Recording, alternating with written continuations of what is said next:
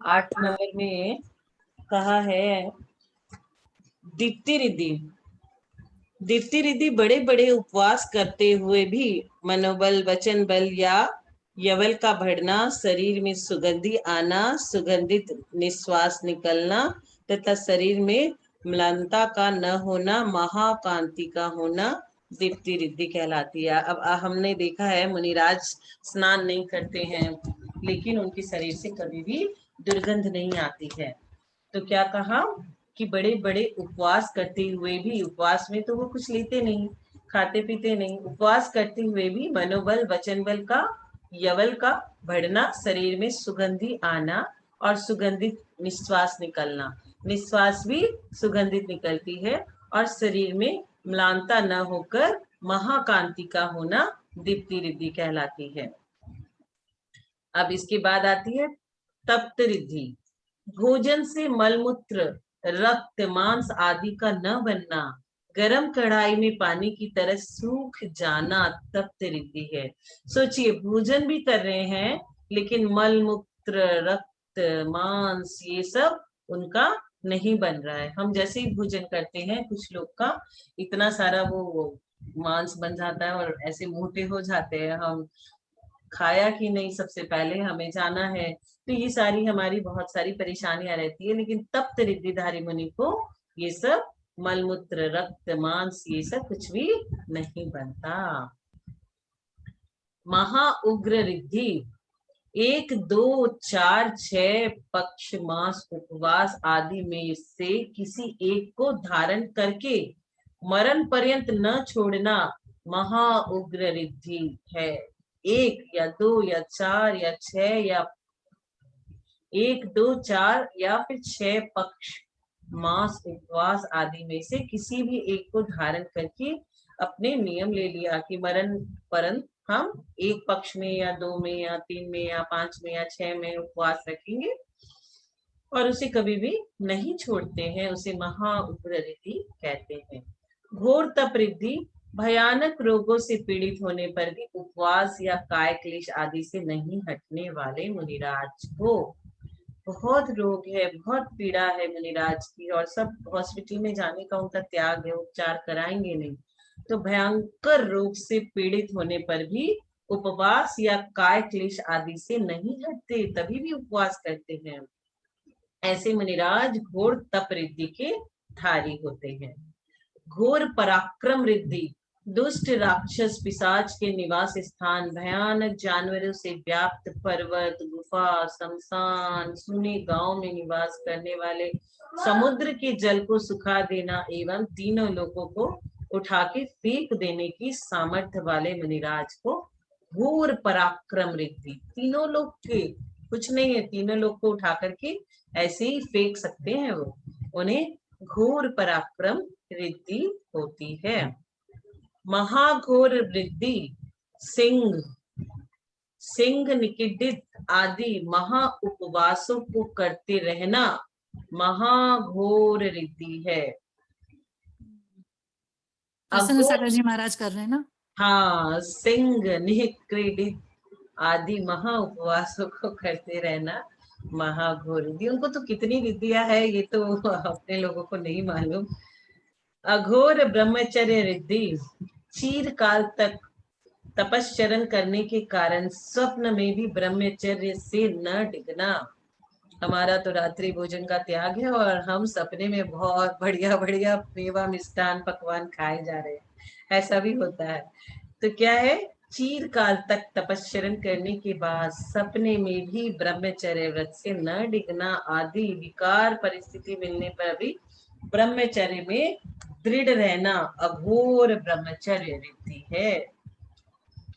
दीप्ति, तप्त, महा उग्र, घोर और घोर पराक्रम तप के तथा अघोर ब्रह्मचर्य रिद्धि के धारी मुनिराज हमारा कल्याण करे।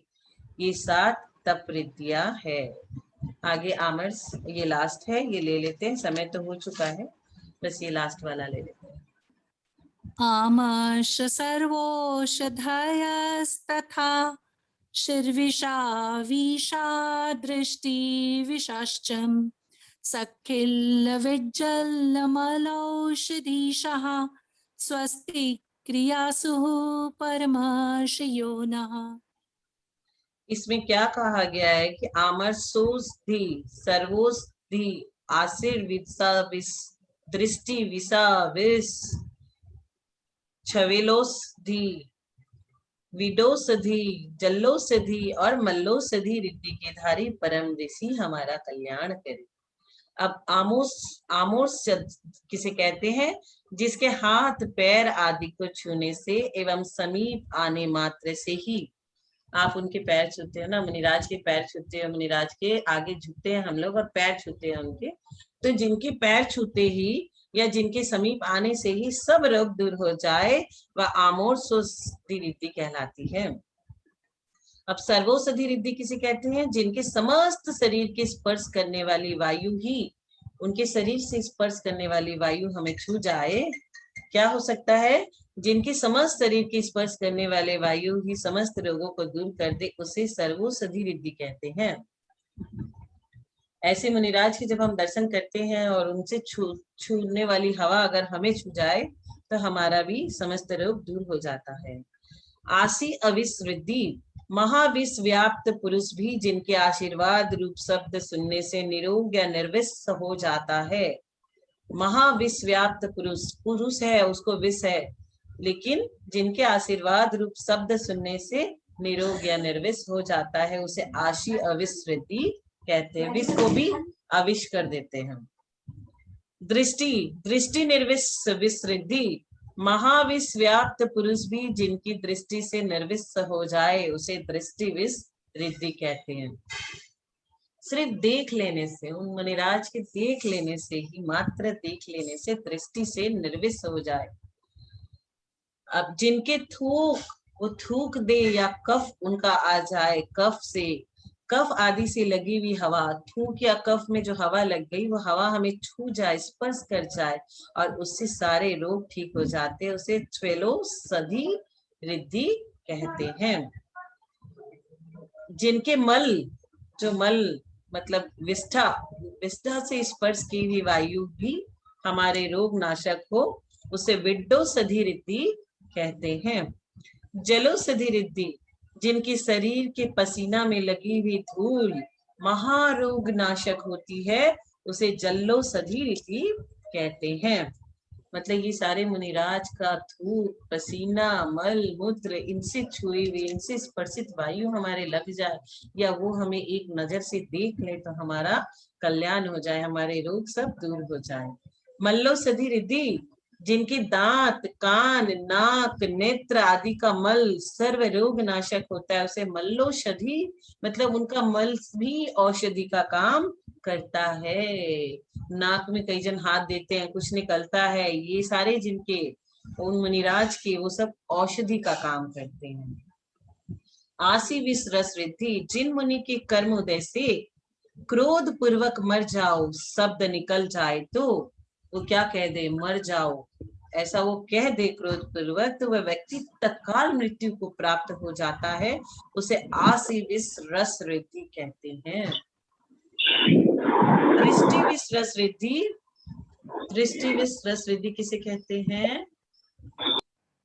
क्रोध पूर्ण दृष्टि जिस व्यक्ति पे पड़ जाए, क्रोध से किसी व्यक्ति को वो देख लिए, क्रोध पूर्ण दृष्टि जिस व्यक्ति पे पड़ जाए वह तत्काल मृत्यु को प्राप्त हो जाता है, उसे दृष्टि विष, दृष्टि ही विष जैसी है, दृष्टि ऐसी कि जिनको वो दृष्टि से देख लिया क्रोध पूर्वक, तो वह आदमी क्या होगा, वह व्यक्ति तत्काल ही मृत्यु को प्राप्त कर जाए, उसे दृष्टि विष रस रिद्धि कहते हैं।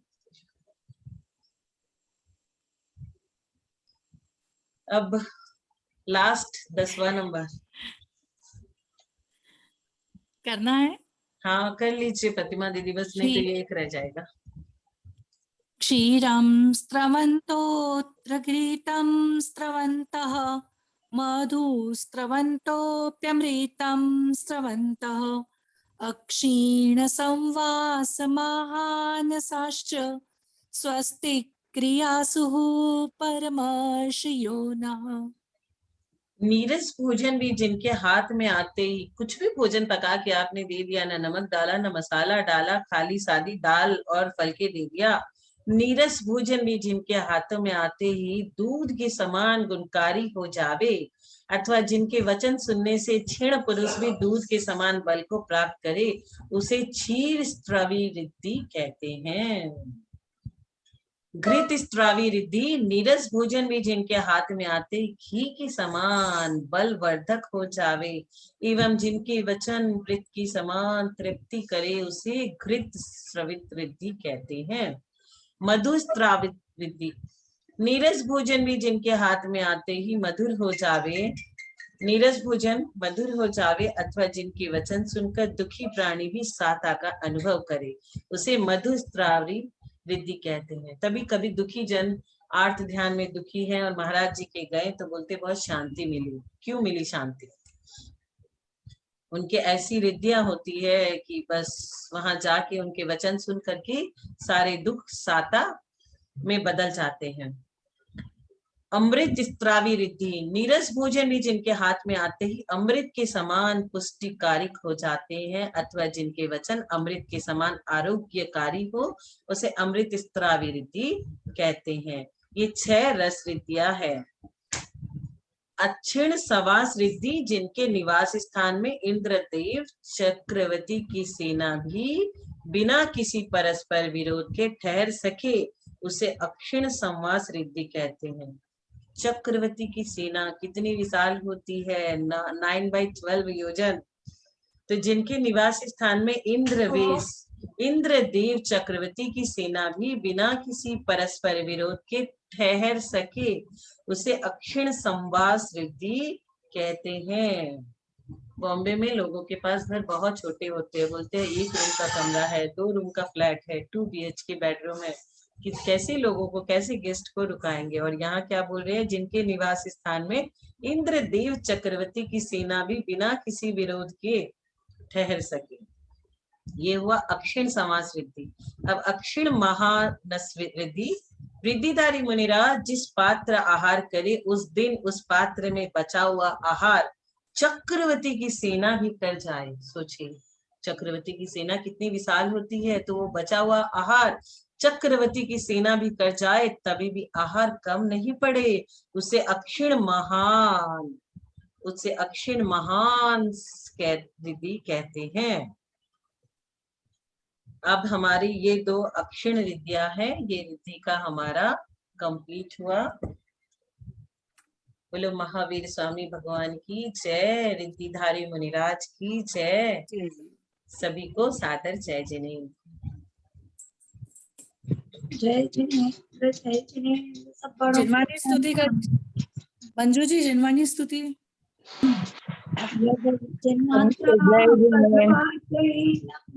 मया प्रमादाद्यदि किञ्चनोक्तं तन्मे क्षमित्वा विददातु देवी सरस्वती केवलबोधलक्ष्मीं।